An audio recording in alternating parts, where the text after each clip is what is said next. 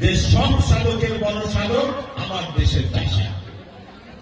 দধিচিকি তার চাইতে সাধক ছিল বড়, পূর্ণ অত হবে না তো সব করিলে জড়।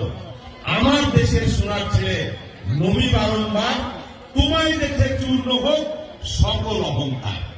কিশোরকে বলেছেন যে সব চাইতে বড় সাধক এই বাংলাদেশের কিশোর। ৫,০০০ বছর আগের পেশা। বাংলাদেশে শিল্প আছে, বাংলাদেশে ব্যবসা আছে, বাংলাদেশে চাকরিজীবী আছে, সকল পেশার মানুষ আছে। কিন্তু বাংলাদেশের কৃষক যদি উৎপাদন না করে কারো কোনো চাকরি থাকবে না, পেশা থাকবে না, ভোটালি থাকবে না। বাংলাদেশের কৃষক খাদ্য উৎপাদন না করলে বাংলাদেশের মানুষ দুঃখ, বাংলাদেশে একটা ভয়ঙ্কর অস্থিরতা তৈরি হবে। কৃষকের কোনো ট্রেড ইউনিয়ন নাই, কৃষকের কোনো সমবায় সমিতি নাই। যুগ যুগ যুগ ব্যাপী বাংলাদেশের কৃষক, খেটে খাওয়া কৃষক, মাথার ঘাম পায়ে ফেলানো কৃষক অবহেলিত, নির্যাতিত, উপেক্ষিত। কৃষক তার বাবার চিকিৎসার টাকা জোগাড় করতে পারে না, কৃষক তার সন্তানের পড়ালেখার ভার পালন করতে পারে না। কৃষকের জমি বছর বছর 1 বিঘা করে বিক্রি করে সংসার নির্বাহ করতে হয়। আর আমাদের নেতারা, দুর্বৃত্ত নেতারা 15 বছর দেখছি এই কৃষকের ঘাম ঝরানো টাকা, এই টাকা চুরি করে বিদেশে সম্পদের পাহাড় তৈরি করে। এক একজন বিলেতের সবচাইতে দামি এলাকা, শেখ হাসিনার বোন 2-3টা বাড়ি কিনেছেন। পৃথিবীর সবচাইতে ধনী মানুষ যে এলাকায় বসবাস করে, লন্ডনের ফ্রঙ্কলিন, হ্যাম্পস্ট্রিট, সবচাইতে অভিজাত এলাকা। শেখ সাহেবের কি জমিদারি ছিল? কোথায় এই টাকা পেয়েছেন? এক একজন মন্ত্রী আত্মীয় দুবাই, আমেরিকায়, মালয়েশিয়ায় মিলিয়ন মিলিয়ন ডলারের ব্যবসায় বিনিয়োগ করেছেন। কোথা থেকে টাকা পেয়েছেন? হিসাব করেছি আমরা, এই কমিশন রিপোর্ট দিয়েছে।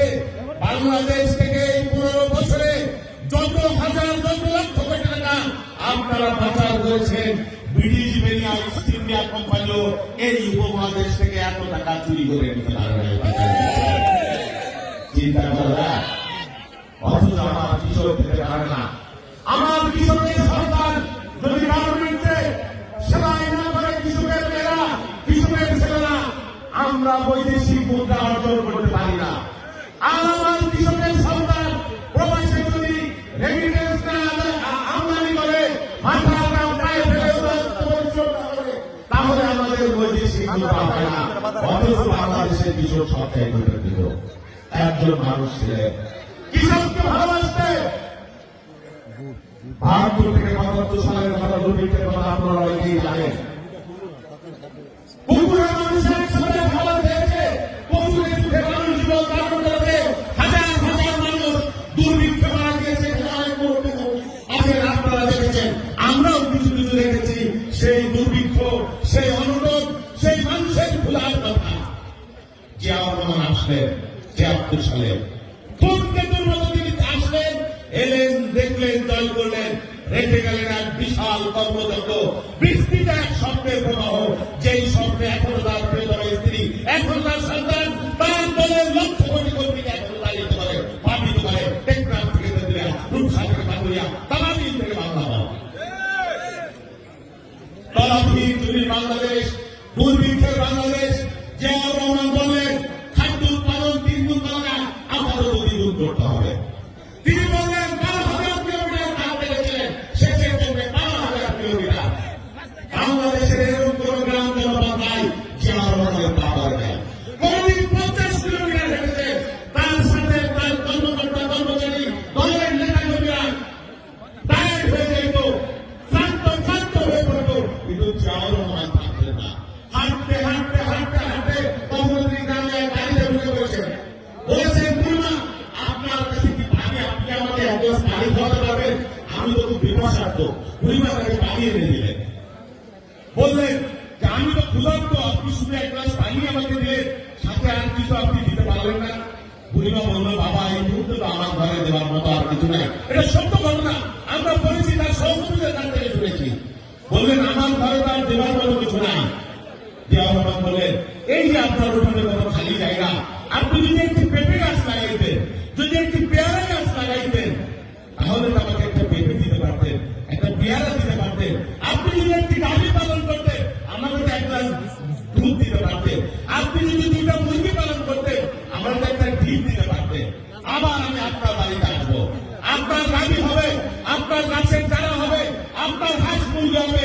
আমি আবার আপনার বাড়িতে কিন্তু খেয়ে যাবো। সত্যি সত্যি যাওয়ার রহমান তার বাড়িতে আবার গিয়েছিলেন পরের বছর এবং তিনি খেয়ে আসছেন। এই ছিলেন আমাদের একজন দরদি মানুষ। তিনি বলেছিলেন এই যে রাস্তার দুই ধারে ফলের গাছ লাগাতে হবে, এই যে খালবিল নদী নালা আপনারা মাছের চাষ করতে হবে, মাছের পোনা আপনারা চাষ করবেন। কিন্তু জিয়াউর রহমানকে বাঁচতে দেয় না। 3.5 বছরের মধ্যে 80 সালে আমরা নেপালে আমরা শস্য শ্যামলা বাংলাদেশ খাদ্য উদ্বৃত্ত হয়ে আমরা নেপালে খাদ্য শস্য রপ্তানি করলাম। দুর্ভিক্ষ বাংলাদেশ থেকে আত্মনির্ভরশীল মর্যাদাবান জাতি হিসেবে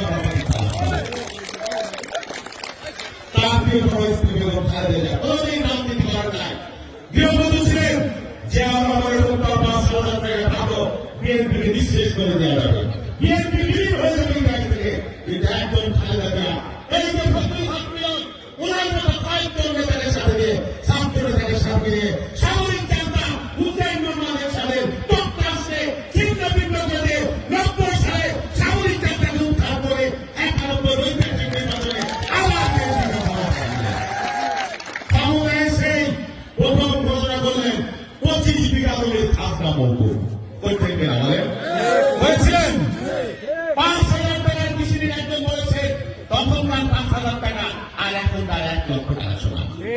13,000 কোটি টাকা তখন এই 5,000 টাকা খাজনা কৃষি ঋণ মওকুফের জন্য সরকারকে ভর্তুকি দিতে হয়েছিল করেছিলেন এবং কৃষকদের জন্য সহজ শর্তে কৃষি ঋণের ব্যবস্থা করেছিলেন খালেদা জিয়া।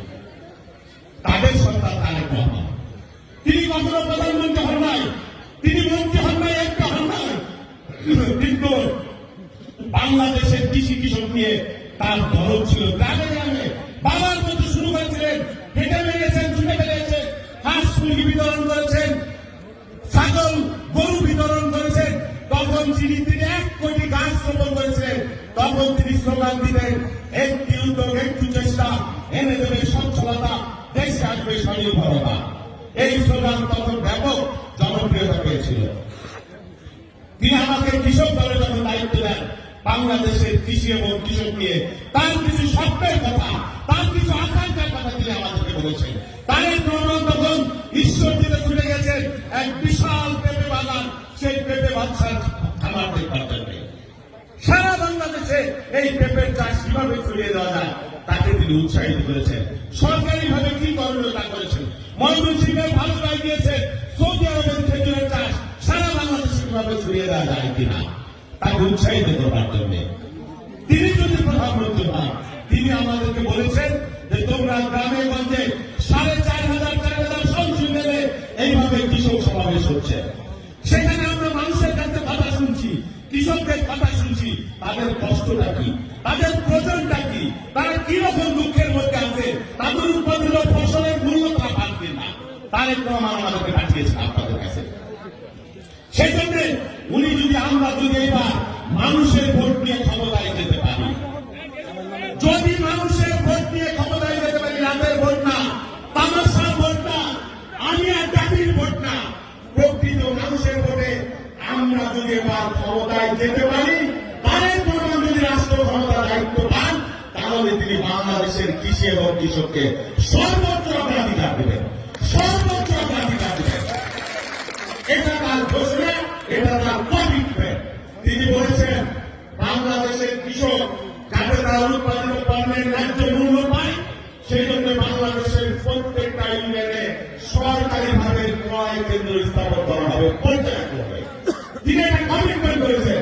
তারেক রহমান বলেছেন বাংলাদেশের কোন এলাকার কৃষক যদি কোন কারণে অতি বন্যা, অতিবৃষ্টির কারণে, বীজের কারণে কোন এলাকায় যদি ফসল হয়, তাহলে কৃষক যাতে তার ক্ষতিপূরণ পায় রাষ্ট্রের বদলে, সেই জন্য এবার শস্য বীমা, কৃষকের জন্য শস্য বীমার ব্যবস্থা আমরা করব।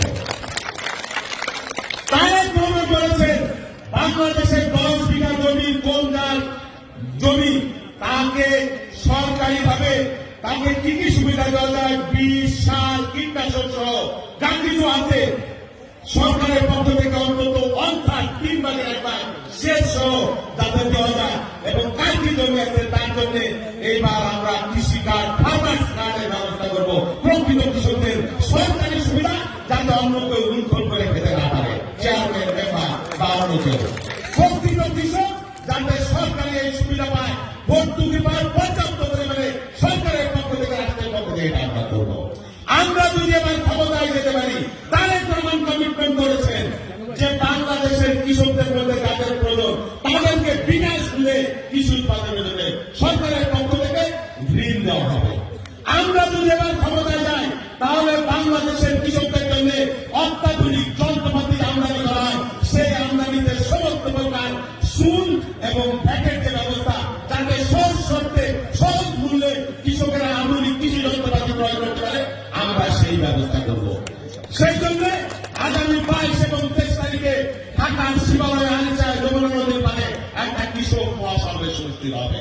আপনাদের আমন্ত্রণ জানানো হলো। সেখান থেকে বাংলাদেশের কৃষি এবং কৃষকদের নিয়ে তারেক রহমান একটি ঘোষণা, আমার একটি ঘোষণাপত্র এবং তারেক রহমান বক্তব্য রাখবেন। প্রিয় বন্ধুরা, বক্তব্য রাখবেন এই যে আমাদের মিলন ভাই। আমি একটি কথা বলি, আমরা একটি যুব সংগঠনের মধ্যে এতক্ষণ তো কৃষকদের নিয়ে বললাম 10 মিনিট আছে সময়, এতক্ষণ বাংলাদেশের কৃষি ও কৃষক নিয়ে বললাম। এইবার বলি, বাংলাদেশ আমরা কিন্তু একটা যুব সংগঠন। 5 তারিখে আগস্ট মাসে গত বছর রেজিম পরিবর্তন হয়েছে, কিন্তু বাংলাদেশের মানুষের ভাগ্যের এখনো কিন্তু পরিবর্তন হয় নাই। হাসিনা তার বোনকে নিয়ে পালাই গেছে, যদিও পালাই যাওয়ার আগে বারবার বলেছে হাসিনা পালায় না, 3 দিন আগে বলেছে ভেঞ্জে ভেঞ্জে বলেছে। উবাইদুল কাদের সাহেব কাম্য কাদের মানুষ নয়, বলেছেন আমরা পালাবো না। আবার বলেছেন কেয়ারটেকারের অধীনে নির্বাচন, কেয়ারটেকার পদ্ধতিটা আজিমপুর কবরস্থানে চিরকালের জন্য সাহিত্য আছে। এখন আবার অন্যায় করতেছে কেয়ারটেকার সরকার চাই। কি আজব দুনিয়া বলেন। হাসিনা সাহেব পালাবো না, পালাই গেল 3 দিনের মাথায় হাজার হাজার কর্মীকে নিরাপত্তায় রেখে একমাত্র বোন আর ওনার জীবন নিয়ে উনি পাওয়ার। আগেও পালাইছে মুক্তিযুদ্ধের সময় তার বাপ ওই যে সুটকেস আর তামাকের পায়ে গুছাই দাও, আগে রেডি আছে আত্মসমর্পণ। জিয়াউর রহমান যুদ্ধ করেছেন, জিয়াউর রহমান মুক্তিযুদ্ধের ঘোষণা দিয়েছেন জীবন বাজি রেখে, আর বাংলাদেশের আপনার জনতা আমার বিপ্লবীরা বুক টিকে প্রতিরোধ করছে পাকিস্তানি ভাইদের। আওয়ামী লীগের নেতারা পার হয়ে লুঙ্গি পরে প্যান্ট পরে ওখানে হোটেলে হোটেলে আরামে এসে দিন আছে প্রাপ্ত করেছে। আবার তারা পালায় না। জিয়াউর রহমান যখন মৃত্যুবরণ করলো 17 দিনের মাথায় শেখ হাসিনাকে দেশে আনলেন জিয়াউর রহমান। তার 17 দিনের মাথায় জিয়াউর রহমান মৃত্যুবরণ করলেন, শাহাদত বরণ করলেন। আমরা শুনেছি আখাওয়ারা বর্ডার দিয়া শেখ হাসিনা ধোকা করে নাকি পালাই রেখেছিল বিডির হাতে ধরা পড়ে, তারপরে কেউ কাছে আপনার ভাই নাই। আমরা বলি আমরা পালাই না। আমাদের নেতা বিশ্বপ্রসিদ্ধ জান্নাই করে, আমাদের নেত্রী মৃত্যুর মুখে হয়েছেন, কিন্তু পালিয়ে যান নাই কোনোদিন। অনিয়মের ষড়যন্ত্র এখনো কিন্তু আছে, নির্বাচন নিয়ে ষড়যন্ত্র আছে, ভোটের অধিকার নিয়ে ষড়যন্ত্র আছে, যার জন্য আমরা 17 বছর লড়াই করেছি, আমরা জীবন দিয়েছি। আমাদের ভাইরা আমাদের পাশ থেকে হারিয়ে গেছে, গুম হয়ে গেছে, শত শত মামলা খেয়েছি, নিপীড়নের শিকার হয়েছি, রক্ত ঝরিয়েছি। আমার নেত্রী একদিকে মৃত্যু আর অন্যদিকে হাসিনার শাসন, ফ্যাসিবাদী শাসন। ফ্যাসিবাদী শাসনকে এক মুহূর্তের জন্য বেগম খালেদা জিয়া স্বীকৃতি দেন নাই।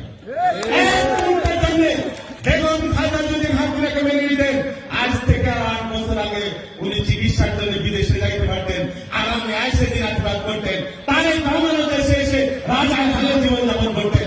শর্ত একটাই, হাসিনার নির্বাচনকে বৈধতা দিতে হবে। দিয়েছেন? তারেক রহমান মৃত্যুর মুখোমুখি হয়েছেন, হাসিনাকে মেনে নেন নাই।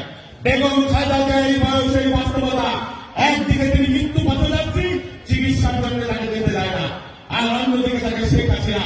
আমার নেত্রী এমন নেত্রী যিনি ভেঙে যাবেন, মস্কাবেন না, যিনি মৃত্যুবরণ করবেন কিন্তু আপোষ করবেন না। খালেদা জিয়ার হাঁটু সমানত হয়ে